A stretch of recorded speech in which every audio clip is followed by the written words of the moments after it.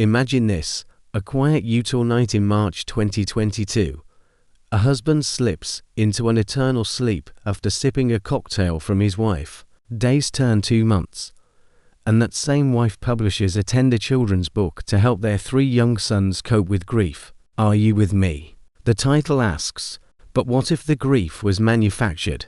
What if the hand that wrote those comforting words had already delivered a fatal dose? This is the haunting story of Kouri Richins and the shocking truth that emerged in a Salt Lake City courtroom. It began on March 4, 2022. In the mountain town of Commerce, Eric Richins, 39, a loving father and husband, collapsed at home. His wife, Kouri, called 911 in panic. Paramedics arrived, but Eric was gone, pronounced dead from what looked like a fentanyl overdose. No history of drug use, no explanation. The family mourned. Kouri channeled that pain into her self-published book, sharing stories of loss and healing 4 kids who had lost their dad. But investigators saw cracks. Eric had confided in a friend weeks earlier on Valentine's Day, 2022, that he believed Kouri tried to poison him. He fell violently ill after a meal she prepared. He survived that time, but not the next. Fast forward to May 2023. Kouri Richins arrested, charged with aggravated murder, attempted murder, insurance fraud, and forgery. Prosecutors painted a chilling picture: over $4 million in debt, multiple life insurance policies taken out on Eric, and evidence she obtained fentanyl pills. The motive: financial escape. The method: poison slipped into a Moscow Mule. The 3-week trial unfolded in Summit County. Witnesses testified to the Valentine's attempt. Financial records showed desperation. Toxicology confirmed a lethal fentanyl dose 5 times fatal. No direct video of the act, but the pieces formed an undeniable pattern. Then came March 16, 2026. Closing arguments wrapped. The 8-person jury retired.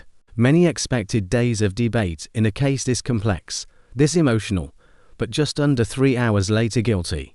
On every single count, the courtroom fell silent as the verdicts were read.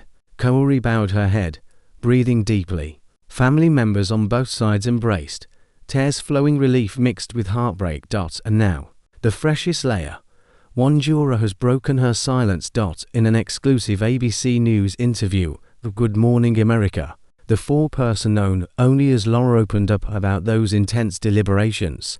There was never a not guilty checkmark on anything, she said. Not one element. She described the jury entering the room fully loaded with evidence, zooming in on small, critical details, while tuning out the drama. Each juror found their own smoking gun, she explained, but all arrived at the same conclusion. Laura's voice carried weight when she spoke of the emotional toll. People were really sad. They did not want to find her guilty. They were really hoping that she was innocent, yet the facts left no room for doubt. A family torn apart, forever. Online, the reaction exploded.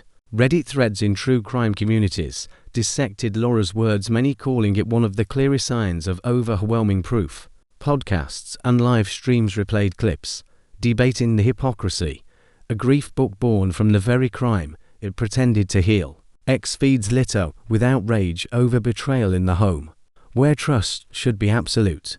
This case echoes darker precedents: wives who turn poison into a weapon for gain, like historical Black Widow convictions, where insurance and debt drove murder. But the children's book twist that added a layer of calculated cruelty that gripped the nation. Kouri Richins now awaits sentencing on May 13, potentially life without parole. Appeals loom, but the jury's swift, unanimous decision sends a powerful message. One mother's story of loss became a courtroom revelation of calculated betrayal. Eric Richins is gone, but justice arrives swift, certain, and heavy with sorrow. What do you think? Did the evidence leave any real doubt? Or was the quick verdict proof of an airtight case?